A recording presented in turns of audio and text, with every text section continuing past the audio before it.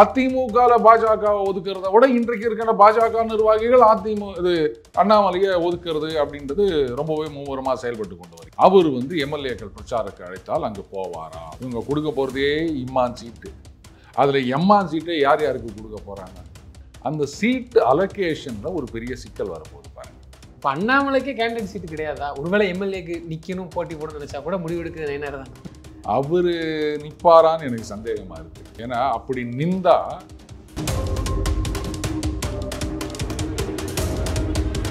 அதிமுகவிலையும் சரி, ஈவன் பாஜகவிலையும் சரி, நாம ஜெயிக்காட்டாலும் பரவாயில்ல, ஆனா அண்ணாமலைக்கு பேர் போயிடக்கூடாது அப்படின்னு ஏதாவது தெளிவா இருக்கிறாங்க. அது தப்பு இல்லையா? அவருக்கு பேர் வந்துடக்கூடாது, ஆனா நம்ம தோத்தாலும் பரவாயில்ல அப்படின்னா இது என்ன மாதிரியான அரசியல்னு எனக்கு தெரியல.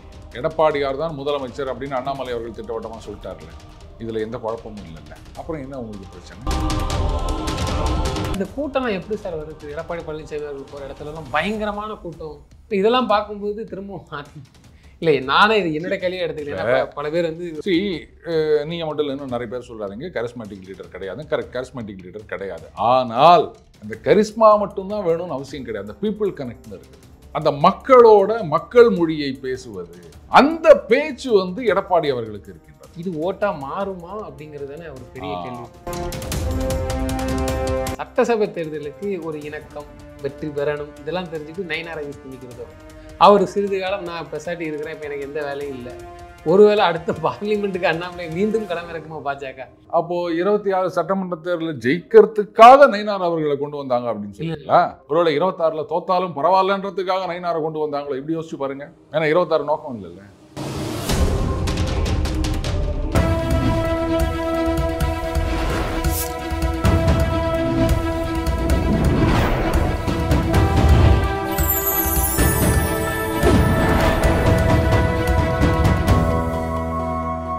சேனல் 5 தமிழ் நேயர்களுக்கு வணக்கம். இன்றைய நேர்காணலில் நம்மோடு பேசுகிறப்ப டெய்லி பஞ்ச் சரவணன் அவர்கள். சார் வணக்கம். சார் வணக்கம் ரூபன். சார், தேர்தல் களம் இப்போமே சூடு பிடிக்க ஆரம்பிச்சுட்டு கூட சொல்லலாம். ஒரு பக்கம் அதிமுக பிரச்சாரம், ஒரு பக்கம் திமுக ஒன்றிணைவம் வா ஓரணியில் அப்படிங்கிற மாதிரிலாம். இல்லை, அவங்களாம் எக்ஸாமுக்கு ஒரு நாள் முன்னாடி தான் படிப்பாங்களாம். யார் சார்? திமுக அண்ணன் திருமாவர்கள் சொல்லியிருக்காரு. சரி, ஓகே, இருக்கட்டும், பேசுவோம். இந்த நிலையில் பாரதிய ஜனதா கட்சிக்கு இப்போ சமீப காலமாக அண்ணாமலை அவர்கள் நான் அடுத்த மாதத்துலேருந்து பேச ஆரம்பிப்பேன், அதுக்கப்புறம் இப்போ 2-3 நாளாக ப்ரெஸ் மீட்டில் பேசிகிட்டு இருக்குது. இதெல்லாம் பார்க்கும்போது பாஜக சார்பாக அண்ணாமலையை பிரச்சாரத்துக்கு உள்ளே இருக்காங்கிற மாதிரி தெரியுது. வருவாரா அவர்? இந்த கூட்டணிக்கு ஆதரவாக பேசி பிரச்சாரம் பண்ணுவாரா? இந்த போக்கை எப்படி பார்க்குறீங்க? இல்லை, வருவாரா அப்படின்னு ரொம்ப வருஷமாக ஒருத்தருக்காக காத்துருந்தாங்க. அவர் நான் சினிமாவுக்கு மட்டும்தான் வருவார் அப்படின்னு போயிட்டாரு. சரி, அதை விடுங்க, அது வேண்டாம் நமக்கு. பிரச்சாரத்துக்கு வருவார்னா யாருடைய பிரச்சாரத்துக்கு? அதிமுக பிரச்சாரத்துக்கு, கூட்டணி பிரச்சாரத்துக்கு. இல்லை, கூட்டணி அப்படின்னா கூட்டணியில் 2 கட்சிகளும் இருக்கு. அதிமுக பாஜக இப்போதைக்கு 2 கட்சிகளும் இருக்கா? எப்படி அதிமுக எம்எல்ஏக்களுக்காக அண்ணாமலை பிரச்சாரத்துக்கு வருவாரான்னு கேட்குறீங்களா? தெரியல சார், எனக்கு பாஜகவுக்கு வேட்பாளருக்காண்டி பிரச்சாரம் பண்ணுவாரோ அப்போ? ஓ சரி. இப்போது பாஜகவில் பார்த்தீங்கன்னா இன்றைக்கு இருக்கின்ற நிர்வாகிகள், சமீபத்தில் மத்திய அமைச்சர் அவர்கள் வர்றாரு. அங்கே அண்ணாமலை அவர்களும் அவரை சந்திக்கிறாரு. அந்த ஃபோட்டோவெல்லாம் ஒரு சில பேர் வெளியிடுகின்றார்கள். அதுக்கப்புறம் அங்கே எல்லா நிர்வாகிகளும் இருக்காங்க. இந்நாள் தலைவர், எம்எல்ஏக்கள் அவங்கெல்லாம் இருக்காங்க. அண்ணாமலையும் இருக்கார். அப்போ அவங்க 2 பேரும் மரியாதை நிமித்தமாக அது சால்வை அதெல்லாம் அந்த ஃபோட்டோலாம் வருது. ஆனால் அதிகாரப்பூர்வமாக நிர்வாகிகள் ஷேர் பண்ணுற ஃபோட்டோவில் அண்ணாமலை இருக்க படம் இல்லை. கவனிச்சிங்களா? பார்க்க முடியுது. அது இல்லாத படம் மட்டும்தான் வருது. அதே மாதிரி இவங்க மாவட்டத்தில் இல்லை மற்ற இதில் நிர்வாகிகள் ஒரு மீட்டிங்கோ இல்லை ஏதாவது பயிலரங்கம் அது இது என்னென்னோ சொல்கிறாங்கல்ல, அதிலெல்லாம் பார்த்தீங்கன்னா எல்லார் படமும் இருக்கும். ஆனால் அண்ணாமலை அவர்கள் படம் இருக்காது. அவர் முன்னாள் தலைவர். இப்போ நம்ம கூட கேட்கலாம், ஏன் அப்படி பார்த்தா தமிழிசை சவுந்தரராஜன் அவர்கள் படம் இருக்கா, பொன்னர் அவர்கள் படம் இருக்கா, இலகணேசன் படம் இருக்கா? அவங்க எல்லாமே முன்னாள் தலைவர்கள் தானே, இந்நாள் தலைவர்கள் மட்டும்தான் வேணும் அப்படின்னு சொல்லலாம். ஆனால் அவங்களெல்லாம் நீங்கள் இந்த பக்கம் அண்ணாமலை அப்படின்ட்டு சரி விடுங்க, அதை நம்ம இல்லை இல்லை வேணாம், நான் அதெல்லாம் சொல்லலை, விட்டுருங்க. ரைட், இவரும் முன்னாள் தலைவர், அவரும் முன்னாள் தலைவர், ஓகே. இப்போது மற்ற முன்னாள் தலைவர்கள்லாம் பெரும்பாலும் அந்த கவர்னர் அந்த மாதிரி ஒரு மாதிரி செட்டில் ஆகிட்டாங்க. தமிழிசை அவர்கள் கூட கவர்னர் கொடுத்தாங்க, அவங்க தான் ரிசைன் பண்ணிட்டு இங்கே வந்துட்டாங்க. ஸோ அதனால் அதோட இதை கம்பேர் பண்ண முடியும். அப்படி தான் நான் சொன்னேன். நீங்கள் don't put word into my mouth. இன்றைய தேதியில் அதிமுகவில் அவங்க அண்ணாமலை வந்து ஒரு ஃப்ரிக்ஷன் பாயிண்ட்டு அப்படின்னாங்க. அதனால தான் அவர் ஒதுங்கிட்டாரு.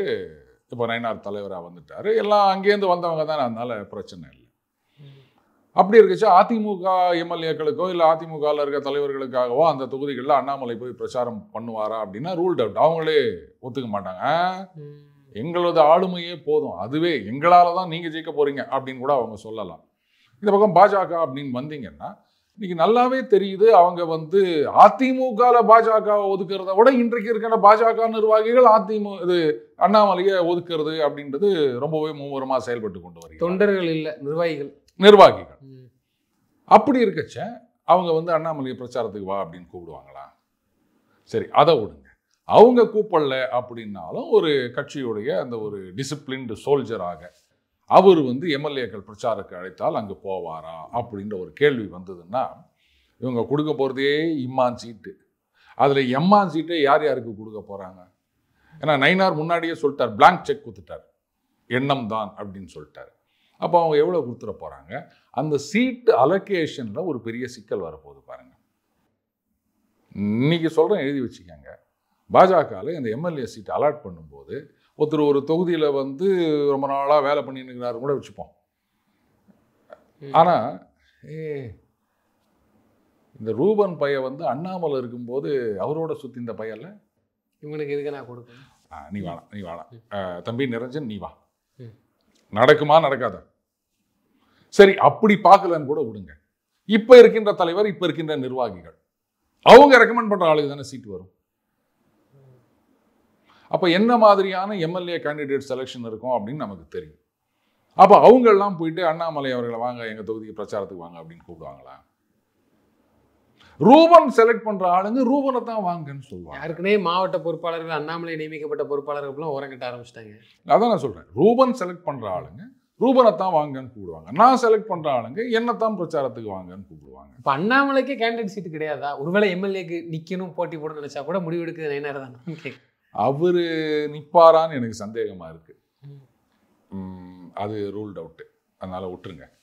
ஏன்னா அப்படி நின்றா ஒரு பலமுனை தாக்குதல் இருக்கும். எப்படியாவது அண்ணாமலை உட்கட்சியில இருக்கும், வெளிக்கட்சியிலையும் இருக்கும், அதான் கூட்டணி கட்சியிலையும் இருக்கும், எதிர்கட்சியிலேருந்து இருக்கும், எல்லா இடத்துலேருந்தும் ஒன்று கூடிடுவார்கள். இதுதான் உண்மையான இந்த ஒன்றிணைவது அப்படின்னு.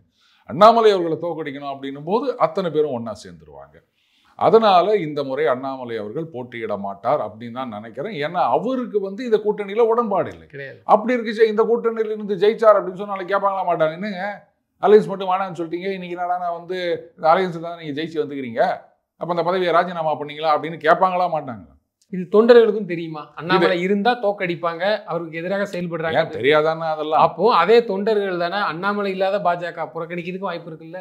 எலெக்ஷன் டயத்துக்கு வேற ஏதாவது குத்திட்டு போறது நிச்சயமா தான் இருக்கு. அது இல்லைன்னா சொல்ல முடியாது. நீங்க எந்த அளவுக்கு அண்ணாமலையை ஒதுக்குறீங்களோ அந்த அளவுக்கு நீங்களே உங்களுக்கு ஆப்பு வச்சுக்கிறீங்க அப்படின்னு தான் அர்த்தம். சைலண்டா இருப்பாங்க, வேலையை காமிச்சிட்டு போயிருவாங்க தொண்டர்கள். இல்ல நீங்க இப்போ விடுங்க, பாஜக இன்றைக்கு வந்து என்ன சொல்றது, ரைட், யாரோ பாஜக ரெகுலரா என்ன சொல்லிட்டு வராங்க, அதிமுக பாஜக கூட்டணியில வந்து ஓட் டிரான்ஸ்ஃபர் ஒன் சைடா தான் இருக்கு. பாஜகல இருந்து அதிமுகவுக்கு போகுது, ஆனா அதிமுகல இருந்து பாஜகவுக்கு வரமாட்டுது. இப்படி இந்த ஸ்டாட்டிஸ்டிக்ஸ் கூட ரொம்ப காலமா சொல்லின்னு வந்திருந்தாங்க இல்லையா? அப்போ இதெல்லாம் ஒரு அலையன்ஸு. இதுல வந்து இது நாள் வரைக்கும் மக்களுக்காக வேலை செஞ்சுட்டு வந்தவங்க, ப்ராமினன்ட் ஃபேஸஸ், அவங்களெல்லாம் ஒதுக்கிட்டு புதுசாக யாருக்காவது சீட்டு கொடுக்குறாங்க அப்படின்னு ஏதாவது நடந்தாலோ, இல்லை அண்ணாமலை அவர்கள் வேணாங்க இவர் வந்து ஒரு ஃப்ரிக்ஷன் பாயிண்ட்டு அதனால் அவர் பிரச்சாரத்துக்கு வேணாம் அப்படின்னு முடிவெடுத்தாலோ, அப்போது அவருக்காக வந்த தொண்டர்கள்லாம் என்ன யோசிப்பாங்க? ஒன்று ஓட்டு போட மாட்டாங்க, இல்லாட்டா வேறு யாருக்காவது போட்டு போகிறேன்னு சொல்லுவாங்க, இல்லாட்டா இருக்கவே இருக்குது நோட்டா அப்படின்வாங்க. அப்படியும் ஒரு வாய்ப்பு இருக்குல்ல. எனக்கு ஒரு பெரிய சந்தேகம் என்னன்னா, இல்லை சார், பார்லிமெண்ட்டுக்கு அண்ணாமலையை வந்து பயன்படுத்துகிறது மத்திய பாஜக. சட்டசபை தேர்தலுக்கு ஒரு இணக்கம், வெற்றி பெறணும், இதெல்லாம் தெரிஞ்சுக்கிட்டு நயினாரை யூஸ் பண்ணிக்கிறதோ. அவர் சிறிது காலம் நான் பெசாட்டி இருக்கிறேன், இப்போ எனக்கு எந்த வேலையும் இல்லை, ஒருவேளை அடுத்த பார்லிமெண்ட்டுக்கு அண்ணாமலையை மீண்டும் களமிறக்குமா பாஜக? எனக்கு புரியல, இது எதுக்கெல்லாம் மாறி. அப்போ 26 சட்டமன்ற தேர்தலில் ஜெயிக்கிறதுக்காக நயினார் அவர்களை கொண்டு வந்தாங்க அப்படின்னு சொல்லல. அப்படி நான் சொல்ல வரல, இவங்களோட செயல்பாடுகள் அந்த மாதிரி இருக்குங்கிறது தெரிய வரும். 26 ஜெயிக்கணுன்றது அவங்களுக்கு நோக்கமே கிடையாது போல இருக்கு. நயினார் அவர்கள் என்ன சொன்னாரு, 26 நமது இலக்கு அல்ல, 29 தான் நமது இலக்கு சொன்னாரா இல்லையா? அதுக்கு என்னங்க அர்த்தம்? அன்வர் ராஜா அவர்கள் அதுதான் சொல்லிக்கிறாரு. அவங்களுக்கு 26 இந்த சட்டமன்ற தேர்தலில் ஜெயிக்கணுன்றது நோக்கம் கிடையாது. ஆனால் அவர் ஒரு ட்விஸ்ட் கொடுக்குறாரு. அதிமுகவை அழிக்க வேணும்ன்றதுக்காக அவங்க இந்த மாதிரி சேர்ந்துக்கிறாங்க. அவங்க நோக்கம் 29 தான் அப்படின்னு சொல்லியிருக்காரு. இதுதான் சொல்றது. பேசும்போது இந்த ட்விட்டரில் வர மாதிரி பேசினா இப்படி தான் ஆளாளுக்கு ஒரு அர்த்தம் சொல்லுவாங்க. அந்த பழைய ஃபேஸ்புக் மாதிரி நல்லா விலாவரியாக பேசணும். வளவளன்னு பேசுகிறான் அப்படின்னாலும் நம்ம சொல்ல வந்ததை முழுசாக சொல்லிடணும். சுருக்கமாக சொன்னால் இப்படி ஆளாளுக்கு ஒரு அர்த்தம் சொல்லுவாங்க. அப்புறம் சிக்கலாகும். அதுக்கு தனியாக இன்னொருத்தர் வந்து கோனார் நோட்ஸ் பதவுரை பொழிப்புரையெல்லாம் போடணும். புரியுதுங்களா? அப்போ 26 உங்கள் நோக்கம் இல்லைன்னும் போது நீங்கள் என்னடானா 26 ஜெயிக்கிறதுக்காக நயினாரை கொண்டு வந்தாருன்றீங்க. ஒருவேளை 26 தோத்தாலும் பரவாயில்லன்றதுக்காக நயினாரை கொண்டு வந்தாங்களோ? இப்படி யோசிச்சு பாருங்க. ஏன்னா 26 நோக்கம் இல்லைல்ல. அதனால எதுக்கு தொடர்ந்து இது மாதிரி பண்ணுறது? நயினாரை வச்சு தோத்துருவோம், அப்புறம் மறுபடியும் அண்ணாமலையை கொண்டு வந்து 29 ஜெயிக்கலாம். ஏன்னா ரிஷப் பந்தை கொண்டு வந்து கேப்டன் ஆகினாங்க. அப்புறம் என்ன பண்ணிட்டாங்க, திடீர்னு அவருக்கு ஏதோ இன்ஜுரி அப்படின்னு சொல்லிட்டு மறுபடியும் தோனியை கொண்டு வந்து வச்சுட்டாங்க. ஏன்னா தோனி இல்லாமல் நாளைக்கு தோனி ரிட்டையர் ஆனாலும் சிஎஸ்கே அவர் படத்தை போட்டு தான் ஓட்டணும். அந்த நிலைமை தமிழ்நாட்டில் அண்ணாமலை அப்பதான் ஃபேன்ஸ் வருவாங்க சிஎஸ்கே. கரெக்ட். நீங்க கேப்டனா இருங்க, இல்ல வெறும் விக்கெட் கீப்பரா இருங்க, இல்ல நீங்க இறங்கவே இறங்காதீங்க, ஒரு மென்டராவாது இருங்க அப்படின்னு அவங்க ரீட்டைன் பண்ணணும். இல்லைன்னா சிஎஸ்கே ஃபேன்ஸ் எல்லாம் ஒன்றும் இல்லாமல் போயிடுவாங்க. அந்த மாதிரி உங்களுக்குன்னு ஒரு கரிஸ்மேட்டிக் லீடர் ஒருத்தர் கிடைச்சிருக்காரு அப்படின் போது அவரை யூட்டிலைஸ் பண்ணிக்கிறது தானே புத்திசாலித்தனம். அதை விட்டுட்டு இல்லை இவங்களும் கூப்பிட மாட்டாங்க அவங்களும் கூப்பிட மாட்டாங்கன்னா சரி ரைட்டு, அது லாஸ் யாருக்கு? 26 உங்களுக்கு இலக்கு இல்லைன்னு சொல்லிட்டீங்க. அப்போ அதிமுக வந்து எங்களுக்கு 29 இலக்கு கிடையாது 26 தான் அப்படின்னா 2 பேர் ஒன்றா சேர்ந்து எனக்கு இது முக்கியம் இல்லை எனக்கு அது முக்கியம் இல்லை அப்படின்னு ஆளுக்கு பேசியிருந்தாங்கன்னா அப்புறம் அது ஒரு கூட்டணியா ரூபன்? இதெல்லாம் சொல்லலாமா? 26 இலக்கு இல்லைன்னு என்ன சொல்லியிருக்கணும்? 26 ஆட்சிக்கு வர வேண்டும் அப்படின்றது இல்லைங்க. 26 கூட்டணியாக திமுகவை அகற்றிவிட்டு அதிமுகவுடன் சேர்ந்து ஒரு என்டிஏ கூட்டணி ஆட்சியில் அமர்த்தி விட்டு 29 ஒரு மாபெரும் வெற்றி பெற வேண்டும் இப்படி நீளமாக சொல்லியிருக்கணும். இதுதான் சொல்றது. நீங்க ஒன்றும் ட்விட்டர் ஸ்டைல்லையே பேசியிருந்தீங்கன்னா அரசியல் இப்படி தான் ஆகும். ஃபேஸ்புக் மாதிரி வளவளன்னு பேசுங்க அப்படின்னு. இப்போ புரியுதுங்களா அர்த்தம்?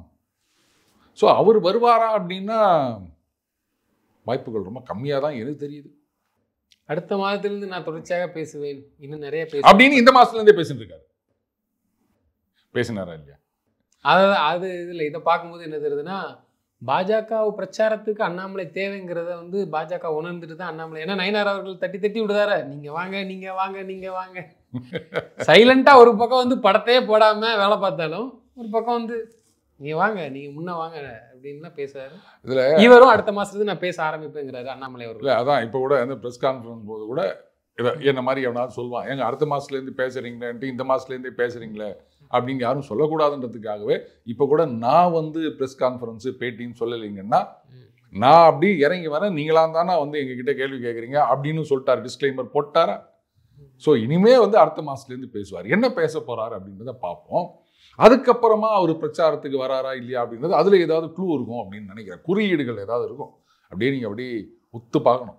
அதிமுக விரும்புமா ஏற்றுக்குமா? இவ்வளோ நாள் கரெக்டாக போயிட்டு இருந்துச்சு, இப்போ யார் திடீர்னு அண்ணாமலைன்னு ஒரு இது, நீங்கள் ஏன் இந்த மாதிரி வேலையாக பார்க்குறீங்க அப்படின்னு ஒரு முடிவை எடுத்து ரூபன் ஒரு அன்ஃபார்ச்சுனேட் ட்ரூத் ஒன்று சொல்லவா நான். அதிமுகவிலையும் சரி ஈவன் பாஜகவிலையும் சரி நாம ஜெயிக்காட்டாலும் பரவாயில்ல, ஆனால் அண்ணாமலைக்கு பேர் போயிடக்கூடாது அப்படின்னு ஏதாவது தெளிவாக இருக்கிறாங்க. அது தப்பு இல்லையா? அவருக்கு பேர் வந்துடக்கூடாது, ஆனால் நம்ம தோத்தாலும் பரவாயில்ல அப்படின்னா இது என்ன மாதிரியான அரசியல்னு எனக்கு தெரியலையே. யாருக்கு பேர் போனாலும் ஐ மீன் கிரெடிட் போனாலும் எங்களுக்கு கவலை இல்லை, நாங்க ஜெயிக்கணும், இதுதானே அந்த கில்லர் ஸ்பிரிட் அப்படின்றது. அது இல்லாம பயமோ தலைமை பண்பு கொங்கு மண்டலத்துல இருந்து அதுவும் எனக்கு போட்டியா வந்துருவாரு, அவர்கிட்ட அந்த மாதிரி டேலண்ட் இருக்கு, அந்த பயம் எடுத்துக்கலாமா?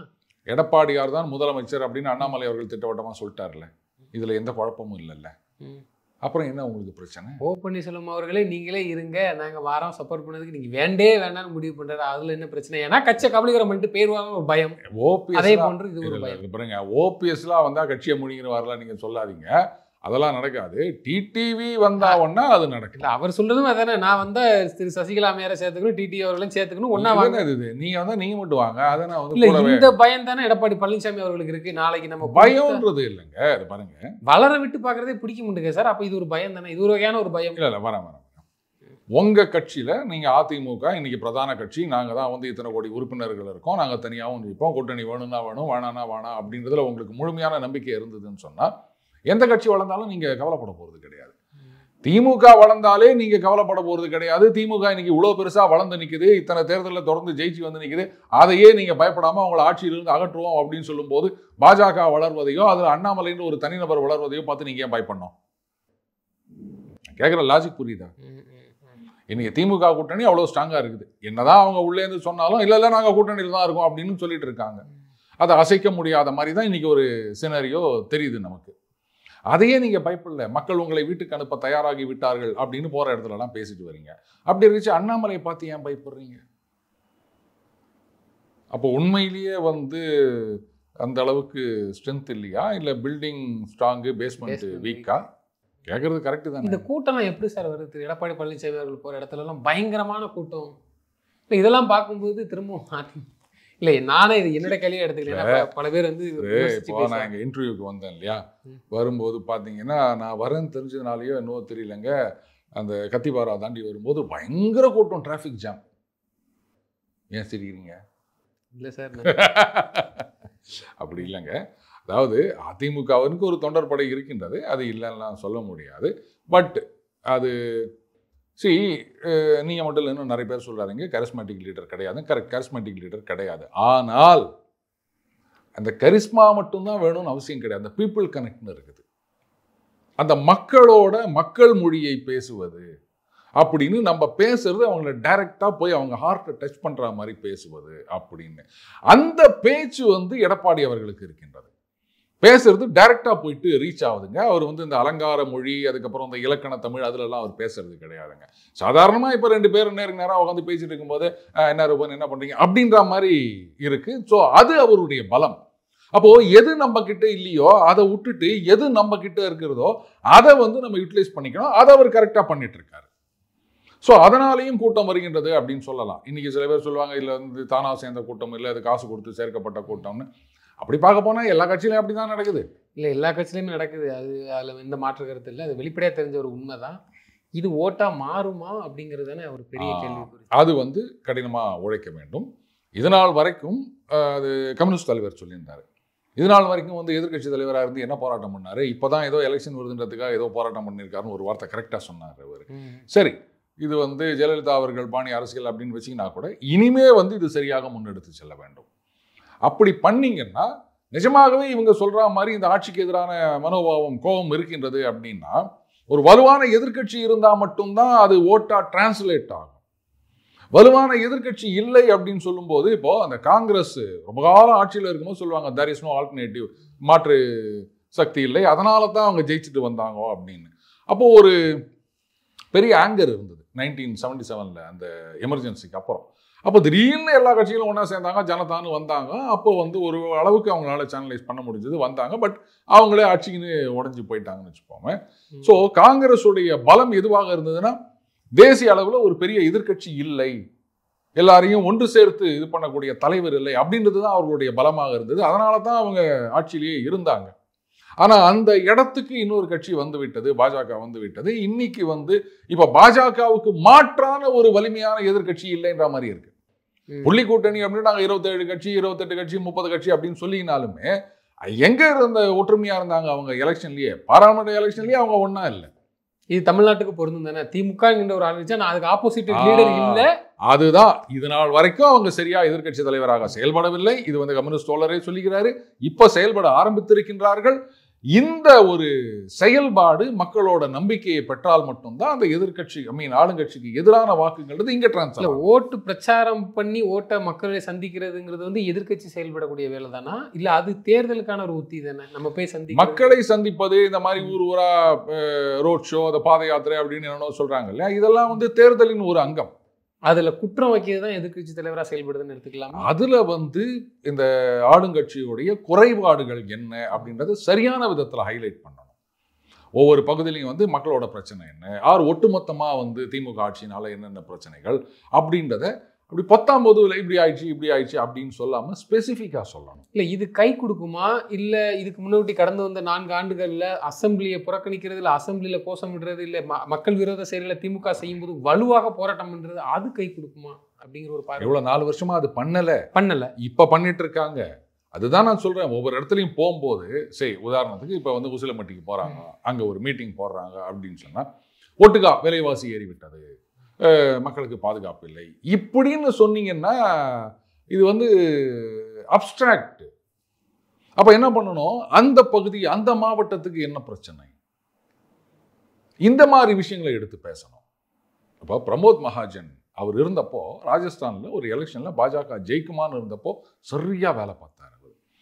பூத் லெவல்ல ஒவ்வொரு இடத்தையும் இது பண்ணி அங்கங்க என்ன லோக்கல் பிரச்சனைகள், அதுக்கப்புறம் டிஸ்ட்ரிக்ட் லெவலில் என்ன பிரச்சனை, மாநில லெவலில் என்ன பிரச்சனை அப்படின்னு சொல்லிட்டு 3 லெவலாக அங்கே இருக்கிற அந்த RSS அவங்க, அதுக்கப்புறம் லோக்கல் தொண்டர்கள், இவங்கெல்லாம் வீடு வீடாக போயிட்டு அந்த ஏரியாக்குள்ளே இருக்க பிரச்சனைகள் என்ன அப்படின்றத பற்றி பேசுவாங்க. தேசிய தலைவர்கள் போகும்போது ஒட்டுமொத்த அந்த மேக்ரோ லெவலில் பிரச்சனைகளை பற்றி பேசுவாங்க. மற்ற தலைவர்கள்லாம் அந்த மாவட்ட லெவலில் இருக்க பிரச்சனைகளை பற்றி பேசுவாங்க. இப்படி வந்து சரியாக வந்து ஹைலைட் பண்ணி தான் அவங்க வந்து ஆட்சியை பிடித்தார்கள். இல்லை அந்த விஷயம் வந்து அதிமுகவில் வந்து பரவலாக பேசக்கூடிய பூத் கமிட்டி வலுவாக இருக்கக்கூடிய ஒரே கட்சி திமுக, அதிமுக. அது அம்மையார் இருந்த வரைக்கும் அதிமுக ஓகே. இப்போது இருக்கக்கூடிய அதிமுக அந்த பூத் கமிட்டியே வந்து ஸ்டடியில் இருந்து பாருங்க, பூத் கமிட்டி அப்படின்றத அவங்க என்ன பிரச்சாரம் பண்ண போறாங்களா? இல்லை சார், பூத் கமிட்டி தான் இங்கே போய் அதை கொடுத்துட்டு வானா கொடுத்துருணுங்கிற விஷயத்துல தான் பூத் எல்லா கட்சிகளுக்காக தான் எதை கொடுத்துட்டு வா. சரி, இப்போ பாஜக பூத் கமிட்டியே இல்லை, அதை ஒத்துக்கிறீங்களா? இப்போ ரெடி பண்ணிட்டு இருக்காரு, இப்ப பண்ணிட்டு இருக்காரு. இது நாள் வரைக்கும் அதான் சொல்லியிருந்தாங்க. அண்ணாமலை வந்தாரு, அவர் ஒண்ணுமே பண்ணல. சொன்னாங்களா யாரோ பூத் கமிட்டி அப்படின்றாங்க, நிர்வாகி கூப்பிட்டு கேட்டா நைனா ஒழுங்காருன்னு சொல்றாங்க, அப்படியே சொன்னார்ல. இல்ல ஒவ்வொருத்தரும் ஒவ்வொரு நிலைப்பாடு. நாம் தமிழர் கட்சி சேர்ந்த சீமான் அவர் என்ன சொல்றாரு, நான் காசு வாக்குக்கே காசு கொடுக்க மாட்டேங்கிறாரு. இது வெளிப்படையாக பேசிதாகணும். அவர் அதனால வந்து பூத் கமிட்டி தான் தேவையில்லை, ஒரு ஏரியாக்களை போகிற பிரச்சாரமே போதும், அதை தாண்டி மக்கள் வந்து ஸ்பிரிட்ல வர்றது தான். இந்த நிலைப்பாடு திமுக அதிமுக கேட்டா இருக்கான்னு கேட்டா இல்லை. அவங்க பூத் கமிட்டியை வலுப்படுத்துவதற்கு காரணம் என்னன்னா, எதை கொடுக்கணுமோ அதை கரெக்டாக செஞ்சுருவாங்கிற முறையில் அடிப்படையில் 2 கட்சியுமே திமுக அதிமுக, நான் வெளிப்படையாகவே சொல்கிறேன். அதனால தான் நான் கேட்குறேன், பூத் கமிட்டிக்கான வேலை தான் என்ன? அதை தான் நான் சொல்லுவேன். இப்போ நாதாக்கா சொன்னாங்க பூத் கமிட்டின்ற ஒரு இஷ்யூவே கிடையாதுன்றாங்க. ஆனாலும் அவங்க 8% என்னவோ ஓட்டு வாங்கி ரெகக்னிஷனே வாங்கிட்டாங்க.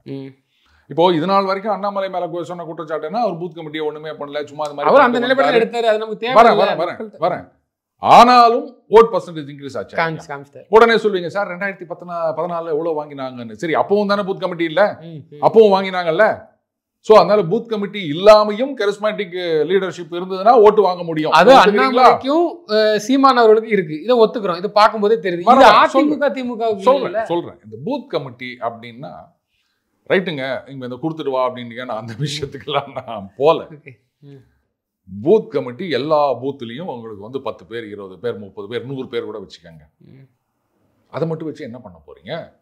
சரி, நாங்கள் அந்த பிட் நோட்டீஸ் கொடுக்குறோம், பேம்ப்ளெட் கொடுக்குறோம், இதை வீடு வீடாக கொடுத்துட்டு வாங்க, உறுப்பினர் சேர்க்கை பண்ணிட்டு வாங்க, இதெல்லாம் வேலைக்கு ஆகாது. இது உங்க கட்சிக்காரங்க மத்தியில மட்டும்தான் அதை அப்படியே வச்சுக்க முடியும், ரீட்டைன் பண்ண முடியும். அப்போ நியூட்ரல் ஓட்டர்ஸ் அவர்களுடைய நம்பிக்கையை பெற வேண்டும் அப்படின்னா தலைமை இறங்க வேண்டும் களத்துல. புரியுதுங்களா? பை எலெக்ஷன் வரும்போது ஒரு மாவட்டத்தில் திமுக ஆட்சி செய்கின்ற போது ஒரு பை எலெக்ஷன் வருது, ஒரு டிஸ்ட்ரிக்ட்ல ஒரு தொகுதியில் வருதுங்கும் போது மட்டும் திமுக எதிர்ப்பு அவ்வளோ இருந்தும் அதில் திமுக ஆளுங்கட்சியே ஜெயிக்குதுன்னா அது எந்த மாதிரியான செயல், அது எந்த மாதிரியான வேலை, எதனால ஜெயிக்குதுன்னு அப்படி ஒரு கேள்விக்குறி இருக்குல்ல. பாருங்க, பொதுவாகவே இடைத்தேர்தல்களில் வந்து ஆளுங்கட்சி தான் ஜெயிக்கும் அப்படின்னு சொல்லுவாங்க. ஏன்னா அவங்க கிட்ட அதிகார பலம் இருக்கின்றது. அதுக்கப்புறம் என்னென்னலாம் இந்த மாமூல் நடைமுறைகள் அப்படின்றது உங்களுக்கு தெரியும். பரவலா பேசப்படுதுன்னா திமுக அதிமுகவும் அந்த நடைபெறுதுங்கிறோம்ல, அது வந்து வலுவா இருக்கக்கூடிய ஒரே விஷயம் பூத் கமிட்டி. அவங்க போய் பிரச்சாரம் பண்றாங்களோ இல்லையோ அவங்களுக்கு தெரியும் இன்னார் ஓட்டர்ஸ் இவங்க வீடு நமக்கு தான் ஓட்டு போடும். அப்ப அதையாவது ஸ்டடி பண்ணதானே அந்தந்த கட்சிகள் பார்க்கும் அப்படிங்கிற. ரூபன் பூத் கமிட்டின்னு திருப்பி சொல்லிட்டு இருக்கீங்களே தவிர பூத் கமிட்டி இல்லாமையும் ஜெயிச்ச தேர்தல்கள் இருக்கின்றன, பூத் கமிட்டி வச்சு ஒண்ணுமே இல்லாம போன தேர்தல்களும் இருக்கின்றன. வெற்றி பெற்றதா ஏன் போட்டு வெற்றி பெற்ற ஆட்சிப்படுத்ததா சரித்திரம் இல்லையே. ஏங்க திருப்பி கேட்குறீங்க? பூத் கமிட்டி எல்லாம் ஒண்ணுமே பெருசா ஸ்ட்ராங்கா இல்லாம ஆம் ஆத்மி கட்சி எல்லாம் வந்து ஆட்சிக்கு வந்த சரித்திரமும் இருக்கின்றன. பூத் கமிட்டி இத்தனை வருஷமா அதிமுகவோட திமுக எப்போ வந்த கட்சி, அவங்களே வந்து 91 என்ன ஆனாங்க, 96 அதிமுக என்ன ஆனாங்க அப்படின்றதெல்லாம் எனக்கு நமக்கு பார்த்துருக்கோம் இல்லையா? நீங்க பூத் கமிட்டின்றதை விடுங்க. அந்த ஒரு மாஸ் மூவ்மெண்ட், மக்களுடைய அந்த நம்பிக்கையை பெறுவது, கிரெடிபிலிட்டி அப்படின்றது தான் வந்து தேர்தல் வெற்றி தோல்வியை நிர்ணயிக்கின்றது. அப்போ அதுக்கு தலைமை வந்து காரியமாற்ற வேண்டும். அப்போ மட்டும்தான் நீங்க வந்து அந்த ஓட்டை கன்வெர்ட் பண்ண முடியுமே தவிர, அந்த கூட்டத்தை ஓட்டா கன்வெர்ட் பண்ண முடியுமே தவிர, பூத் கமிட்டியை மட்டுமே வச்சு நாங்க கன்வெர்ட் பண்ணிடுவோம் அப்படின்னா எப்படி நடக்கும் ரூபன்? எல்லாமே வேணும். இதுல வெற்றி பெறதுக்கான இதுல எல்லாமே இருக்கு. பூத் கமிட்டி வேணும், அது இல்லாமையும் ஜெயிக்கலாம். ஆனா பூத் கமிட்டி மட்டுமே வச்சுன்னு ஜெயிக்க முடியாது. அதுதான் எடப்பாடி பழனிசாமி அவர்களுக்கு இருக்கா அப்படின்னு நான் கேட்கிறேன். அதுதான் நான் சொல்றேன். கரிஸ்மா இல்லைன்னாலும் நம்ம கிட்ட இருக்கிறத வச்சுட்டு நம்ம பண்ணலாம். அது பண்ண முடியும், நான் இல்லைன்னு சொல்லலை. ஆனா மக்கள் பிரச்சனைகளுக்கு குரல் கொடுக்க வேண்டும், போற இடத்துல இதெல்லாம் ஹைலைட் பண்ணணும், மக்களுடைய நம்பிக்கையை பெற வேண்டும், அதுக்கு கடினமாக உழைக்க வேண்டும். பூத் கமிட்டி மெம்பர்கிட்ட மட்டும் வச்சுட்டு நீங்க போயிட்டு அதை பாருங்க எங்க தலைவர். இப்போ ஒண்ணு கேட்கிறேன், ஒரு கட்சி தலைவர், இப்போ உதாரணத்துக்கு எடப்பாடி அவர்களே எடுத்துப்போமே, பூத் கமிட்டி ஸ்ட்ராங்கா இருக்குன்னு வச்சுப்போம். திமுகவில் வந்து ஒவ்வொரு பூத்துக்கும் 10 பேர் போட்டுக்கிறாங்கன்னா, அதிமுகவில் ஒவ்வொரு பூத்துக்கும் 100 பேர் போட்டிருக்காங்கன்னு கூட வச்சுப்போம். தலைமை அவர் அப்படியே எடப்பாடியார் சும்மா இருக்காரு, இந்த சுற்றுப்பயணம் எல்லாம் போல, வெறும் மிஞ்சி போனா ட்விட்டர்ல ஏதோ போடுறாரு, இல்ல அது கூட பண்றது இல்லை, ரைட்டு பூத் கமிட்டி தான் இருக்கு அப்படின்னு இருந்துட்டா ஜெயிக்க முடியுமா? இல்லை, நான் ஒரு சின்ன நீங்க சொல்லக்கு நான் உடன்பட்டு வரேன். என்கிட்ட ஒரு ஆள் சொன்னது, ஒரு அரசியல் கட்சியோட வாரிசுன்னு எடுத்துக்கோங்க, நான் பேர் சொல்ல விரும்பலை, நாங்கள் பண்ணலை அதனால தான் எங்களுக்கு ஓட்டு விடலை, இந்த இடத்துல நாங்கள் பண்ணோம் எங்களுக்கு ஓட்டு விழுந்துச்சு, வெளிப்படையாகவே சொன்னாங்க. அது எப்படி எடுத்துக்கிறது எனக்கு தெரியல. இது பாருங்க, அந்த விஷயத்துல நான் போக விரும்பலை. நீங்க எதை பண்ணாங்க பண்ணலை அப்படின்றத வந்து நான் சொல்ல விரும்பலை. ஆனாலும் எல்லாரும் தான் பண்றாங்க. அப்புறம் நானும் உங்களை மாதிரியே பூடகமாவே பேசுறேன். கிட்டத்தட்ட எல்லாருமே பண்ணும்போது ஒருத்தர் தானே ஜெயிக்கிறாங்க. அப்ப அதுக்கு என்ன சொல்ல போறீங்க? அதனால இந்த பண்றது பண்ணலை அப்படின்றதெல்லாம் விட்டு தள்ளுங்க. உண்மையாகவே மக்களுக்கு வந்து ஆளுங்கட்சி மீது எதிர்ப்பு இருக்கின்றது அப்படின்னு சொன்னா, எதிர்கட்சியோட செயல்பாடுகள் மூலம் மட்டும்தான் அந்த ஓட்டுகளை கவர முடியும். நாங்க செயல்படவே மாட்டோம், பண்ணா மட்டும் போதும் அப்படின்னு இருந்தாலும் ஜெயிக்க முடியாது. எதுவுமே பண்ணாம இருந்துட்டு, அரசியல் ரீதியா களத்துல இறங்கி எதிர்கட்சியா எதுவுமே பண்ணாம இருந்துட்டு தேர்தலும் போது அதை மட்டும் நான் பண்ணேன் அப்படின்னு ஜெயிக்க முடியுமா? ரைட்டா? அதனால பண்ணோம் பண்ணல அதனால வின் பண்ணல அப்படின்றதெல்லாம் ஏத்துக்க முடியாது ரூபன். எதிர்கட்சியாக ஸ்ட்ராங்கா அவங்க வந்து பணியாற்ற வேண்டும், மக்கள் நம்பிக்கையை பெற வேண்டும். அப்ப மட்டும்தான் வந்து வாக்குகள் வருமே தவிர வேற என்ன பண்ணாலும் வின் பண்ண முடியாது ரூபன். நிச்சயமா சார், அதுவும் வரக்கூடிய காலங்களில் தெரிய வரும். நீங்க சொன்ன மாதிரி தொடர்ந்து தங்களது கருத்துக்களை பகிர்ந்தமைக்கு நன்றி. நன்றி ரூபன்.